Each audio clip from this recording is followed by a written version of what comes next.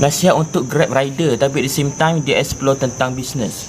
Baguslah, maknanya kau rare lah. Sebab most rider ni pemalas. Most rider dia buat Grab dia tak nak buat benda lain. Tu masalah bocah-bocah rider.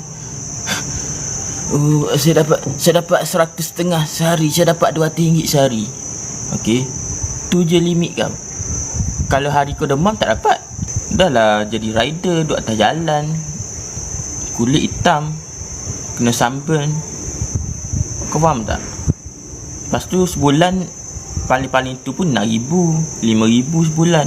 Tu je kau boleh buat. Masalah dengan geng-geng rider, bukan jadi rider tu tak bagus, tapi dia jadi tak bagus bila kau jadi rider lama sangat. Kau tak nak explore benda lain. Bila orang tawarkan peluang baru kat korang, oh jom jadi businessman, jom jadi salesman, jom buat benda ni, kau akan kata tak apalah, aku nak buat Grab je, confirm dapat duit. Kau dapat skill apa bro? Jadi Grab rider. Bukan boleh jadi Kamen Rider pun. Skill bawa motor, ambil barang, cari apartment. Mana 2B? Gitu je lah. Kau tak ada development hidup kau. Static lah. Static. So dadah lah tu bro. Kau dah jadi rider selama 2 tahun bro. Dah tiba masa untuk kau explore bidang baru. Dah tiba masa untuk kau pencen bro. So berhentilah. Tolonglah. Satu lagi bahaya guys.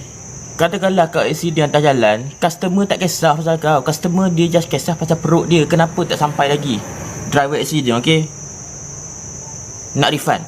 Dia tak kisah pasal kau. What guys? So dadah lah tu jadi Grab rider. Dadah. Cukup lah. Kejap tak apa. Lama tu masalah.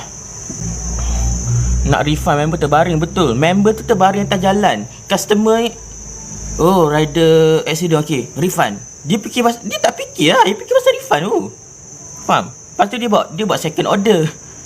Apa hal?